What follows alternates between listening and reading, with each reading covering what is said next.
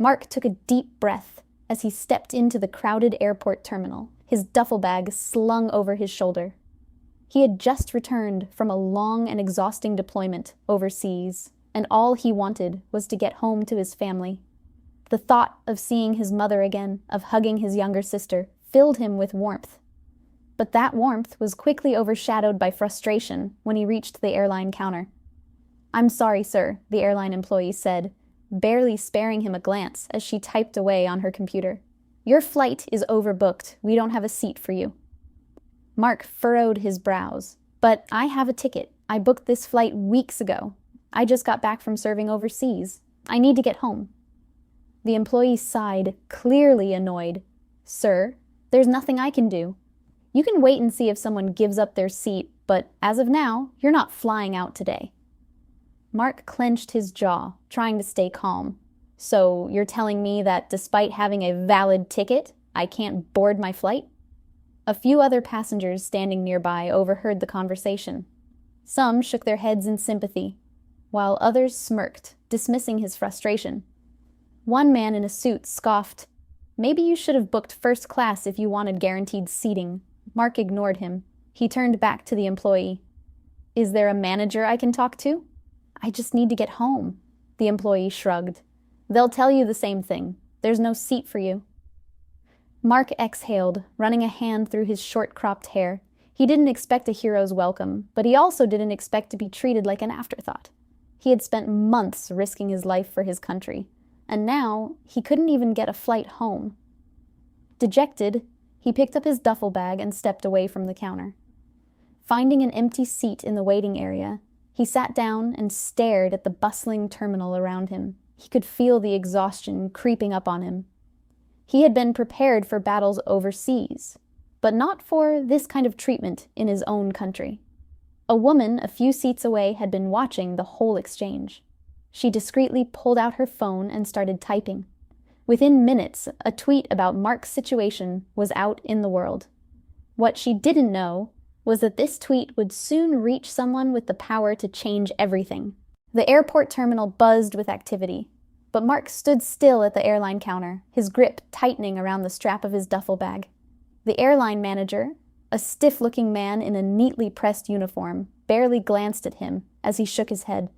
"Sir, I already told you. There are no available seats. You'll have to wait until tomorrow," he said, his tone flat and dismissive. Mark clenched his jaw. He had fought in some of the toughest conditions overseas, but this was beyond frustrating. "I'm just asking for a little help," he said, his voice firm but controlled. "I serve this country, and I just want to get home to my family." The manager let out an exaggerated sigh. "And I told you, sir, we can't bump a paying customer just because you're in uniform. That's not how it works." Mark inhaled deeply, trying to stay calm. Around him, a few travelers had started to take notice of the exchange. A woman in line stepped forward, shaking her head. "This is ridiculous. He's a soldier. You really can't find him a single seat." Others muttered in agreement, but the manager simply shrugged. "If you'd like to purchase a first-class ticket, I might be able to help," he said, with a smug smile. Mark's fist tightened. He had barely scraped together enough for his original ticket, and now they wanted to charge him an outrageous amount just to get home. It felt like an insult. Defeated, he turned away, pulling out his phone. Maybe he could figure something out. But before he could even dial his brother's number, a sudden commotion erupted near the large terminal windows. Gasps filled the room as a massive private jet touched down on the runway. Its sleek white body gleamed under the afternoon sun, but what caught everyone's attention was the unmistakable name emblazoned in bold gold letters: Trump. People began murmuring, craning their necks to get a better look. "Wait, is that Donald Trump's plane?" someone whispered. "What's it doing here?" another person asked. The jet came to a stop, and moments later, the door opened. A sharply dressed man stepped out, scanning the terminal through the glass. Then, his gaze locked onto Mark. Within seconds, an airport official rushed toward the airline counter, his expression urgent. "Sergeant Mark Stevens?" he asked, slightly out of breath. Mark hesitated before nodding. Yeah, the official smiled. Mr. Trump would like to have a word with you. Silence fell over the terminal. The smug look on the airline manager's face vanished in an instant. Mark stared in disbelief. Was this really happening? Mark felt every eye in the terminal on him as he followed the airport official toward the VIP exit. His mind raced. Why would President Donald Trump want to talk to him? He wasn't some decorated war hero. He was just a soldier trying to get home. As they stepped outside, the sheer size of Air Trump 1, as the media often called it, was staggering. The polished gold lettering gleamed in the sunlight, and at the base of the stairs stood a sharply dressed man with an earpiece. Sergeant Stevens? The man asked, extending a hand. Yes, sir, Mark replied, shaking it hesitantly. The man nodded toward the stairs. Come with me. The president is expecting you. Mark swallowed hard and followed him up into the luxurious jet. The moment he stepped inside, he was hit by the smell of leather and expensive cologne. The interior was more lavish than anything he had ever seen. Polished wood, plush seats, gold accents. It was the complete opposite of the cramped military planes he was used to. And then, sitting comfortably in one of the spacious chairs, was President Donald Trump himself.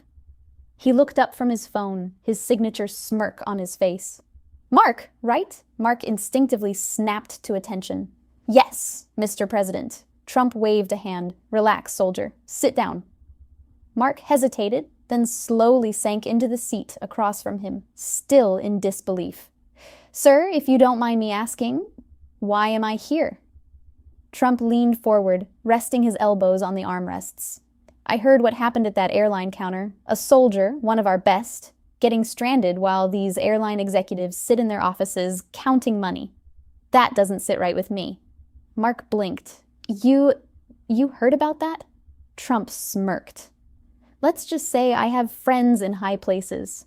Someone tipped me off, and I don't like seeing good men being treated like garbage. Mark didn't know what to say. The frustration he had felt moments ago at the counter was still fresh, but now, sitting here, it all felt surreal. Trump leaned back. So here's the deal. I'm flying to New York tonight, and I've got plenty of space on this jet. I figured, why not give a soldier a ride home? Sound good? Mark's jaw nearly dropped. You're offering me a ride? Trump grinned. Unless you'd rather wait for that airline to find a seat for you. Mark let out a short laugh, shaking his head. No, sir. I'd be honored. Trump stood up and clapped him on the shoulder. That's what I like to hear. Get comfortable. We'll be in the air soon. As Mark settled into the plush seat, he glanced out the window, where the airline manager was still at the counter, completely unaware of what had just happened. For the first time in hours, Mark felt a sense of relief. He was finally going home, not because of the airline, but because someone cared enough to step in. Once the jet reached cruising altitude, Mark couldn't help but admire how smooth the ride was compared to commercial flights. A steward walked over and handed him a glass of water, which he accepted gratefully. Trump, now leaning back in his seat, looked over at him. So, Mark, tell me, what's your story? Where are you coming from? Mark cleared his throat. Afghanistan, sir. I just finished my tour and was heading back home to see my family. I haven't seen them in over a year. Trump nodded. A year, huh? That's tough. Your family must be proud of you. Mark smiled. I hope so, sir. My little sister is 10 now. She was just a kid when I left. I can't wait to surprise her. Trump chuckled. That's great. Nothing beats family. And let me tell you something. This country owes you. People like you are the reason America is strong. You don't deserve to be stranded in some airport because an airline doesn't know how to do its job. Mark hesitated before speaking. Honestly, sir, I was starting to feel like nobody cared, like I was just another passenger to them. Trump leaned in. That's exactly the problem. These big corporations forget about the little guy. Not on my watch. I take care of my people. Mark looked down, then back up at him. I don't know how to thank you, sir. Trump smirked. You just did your job, soldier. Now I'm doing mine." The two sat in comfortable silence for a moment before Trump spoke again. "By the way, what airline was that?" Mark hesitated. "Delta, sir." Trump laughed. "Big mistake for them. Huge." Mark grinned, feeling a little vindicated. As the flight continued, the two talked more about the military, about Mark's future plans, and about America. Trump even told a few stories about his time in office, making Mark laugh with his classic delivery. When the plane finally landed in New York, a car was already waiting on the tarmac. Trump stood and shook Mark's hand firmly. "Go see your family, Mark. And if you ever need anything, you let me know." Mark, still overwhelmed, saluted. "Yes, sir. Thank you, sir." Trump winked. "Anytime, soldier." As Mark stepped off the jet, he realized that this was more than just a ride home. It was a reminder that sometimes the people in power really do care, and he would never forget it. Thanks for watching, y'all. See you in the next video. Take care.